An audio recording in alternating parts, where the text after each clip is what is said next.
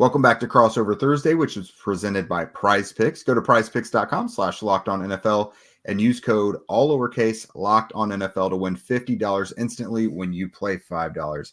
All right, Chris. So Steelers, the three biggest factors to them winning this game, what are they? I think there's a few things you want to look at here. One, you've got to be able to take away Jonathan Taylor. You take away Jonathan Taylor and you make this about Anthony Richardson, you're putting this into the hands of the style of defense that you want to play in this game, because if the Steelers stuff the run, it forces Richardson in more predictable situations, and it allows the defense to pin their ears back. They'll get after the quarterback. And make no mistake, it's not just Watton and Herbig on the edges. It's also Hayward. It's also, and they might throw a pass rush in there a couple times from their off-ball linebackers, Patrick Queen and Landon Roberts, Peyton Wilson. They're all very good at that. But if they stuff the run and they let those guys pin their ear backs, that'll be step number one to setting the tone to the game that you want to do. On the flip side, if they get the run going and they make it about Najee Harris and about Cordero Patterson and Jaylen Warren running the ball, Colts are going to be in for a long day, because like you said, the Colts have the worst time of possession in the league. The Steelers have the second best.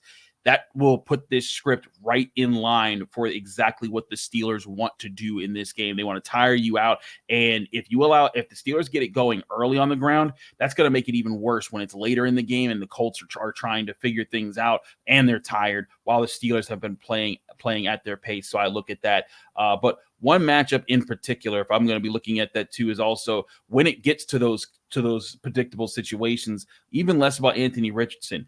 The Colts, I love their playmakers. Jonathan Taylor out of the backfield, Michael Pittman, Josh Downs, I covered him in the ACC, Alec Pierce. All of those guys can be dynamic and can break games open. The Steelers need their off-ball, their corners, their safeties, their off-ball linebackers to all help and try to limit those guys from making plays after the catch. Make Anthony Richardson have to check the ball down, but when he does, get to those guys, tackle them short of the sticks, play your style of football. Like you said, if Anthony Richardson can hit on some big plays to some of these guys, and let's be real, these guys all have those big play abilities. Pierce has shown it, Pittman's shown it in years past. Josh Downs has the speed to get there. Those are the things that can break the game open and make this not about the script that the Steelers want to write for this game. So if you're looking at things, stuff the run. Do not let Jonathan Taylor take over. Establish the run early yourself, and don't let these big playmakers be big playmakers. Yeah, I'd have to say kind of a similar approach for the Colts. So things they've absolutely got to do.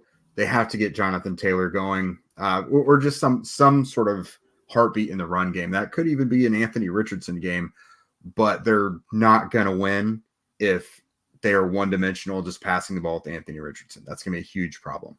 So they've got to get Jonathan Taylor involved, and I think they got to get points on the board early, because we obviously talked about neither of these teams is really built to play from behind.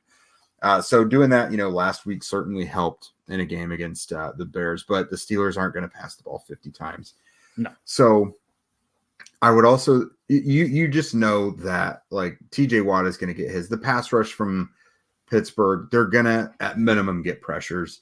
Something that's pretty not great to start out the week is Braden Smith, the Colts right tackle, who would be largely tasked with going against TJ Watt, did not practice today with a knee.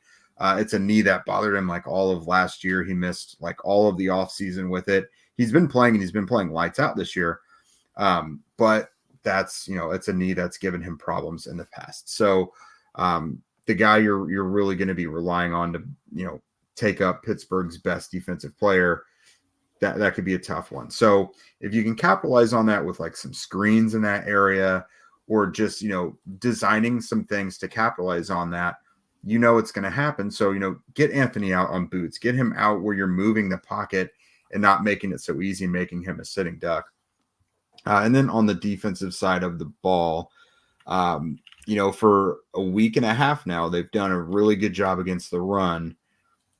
I think they're going to have to do that because, again, if you force Justin Fields to play from behind and have to throw a bit more, this is a group that can take the ball away. I mean, Kenny Moore, Julian Blackmon are their biggest defensive playmakers. Jalen Jones had 2 interceptions last week. Mm-hmm. These guys can take the ball away if you're going to make Justin Fields throw.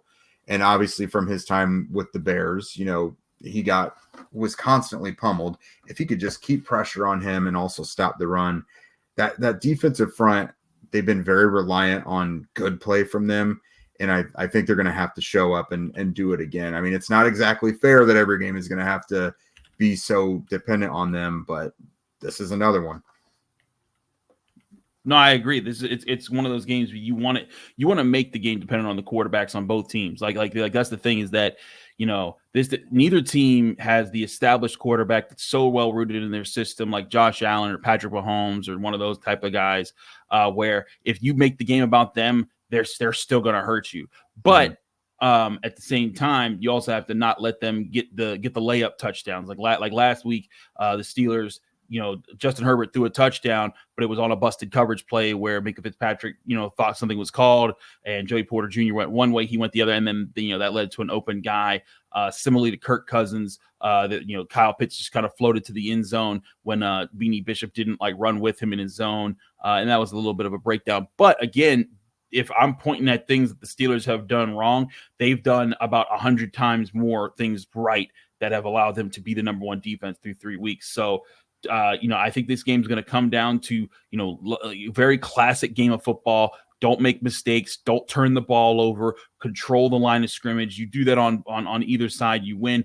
I think that the Steelers, one particular player-to-player matchup that I'm loving to see here, Jake, is Cam Hayward versus Quentin Nelson, because we've seen these guys tussle before. We've seen Cam Hayward get the best of him. Last year, I think Nelson got the best of him in return because, Hayward was coming off an injury. But now you have a fresh Cam Hayward who's been playing very well. You have a fresh Quentin Nelson who's graded extremely highly by Pro Football Focus this year. I want to see those two dudes go at it all game long. And the stuff like that can set a tone. If Nelson's able to neutralize the Steelers' big man in the middle of the defense, well, then all of a sudden, maybe that sparks some momentum. But in reverse, if the Steelers, if Cam Hayward is moving Quentin Nelson around and he's winning that spot in the line of scrimmage, that's going to set a tone that allows the Steelers defense to play downhill, aggressive, and maybe they're setting the tone. So again, tone setting, physicality. If you love old school football, turn this one on Sunday. It's going to be a fun one. That matchup has been a really good. Obviously, the Colts and Steelers seem to play all the time, but Hey, Hayward and Nelson. It's weird. Yeah, I know the standings and how all that works out for your future opponents. That's just how it's gone. But no, they seem to play each other a lot. Nelson versus Hayward is always a great matchup. I'm really looking forward when it comes to the Colts. Josh Downs, that is who Anthony Richardson has had the most chemistry with throughout their young careers. But Downs, missed some time early. He made his debut last week. He had a high ankle sprain in training camp. So he just got back last week. That is, I think, the guy that is going to be the difference between Anthony Richardson finally smoothing out some of those rough edges, getting that completion percentage up, moving the chains, just taking those layups that I mentioned. They really need Josh Downs to get more involved now that he's back. This will be his second week. I think working him back into the offense will be a big deal. One thing I'm definitely confident in, these two teams are very different than the 30-13 game last December. I mean, shoot, the Colts whole backfield, it was Jonathan Taylor wasn't in that one. Anthony Richardson wasn't in that one. This is going to be a much, much different game.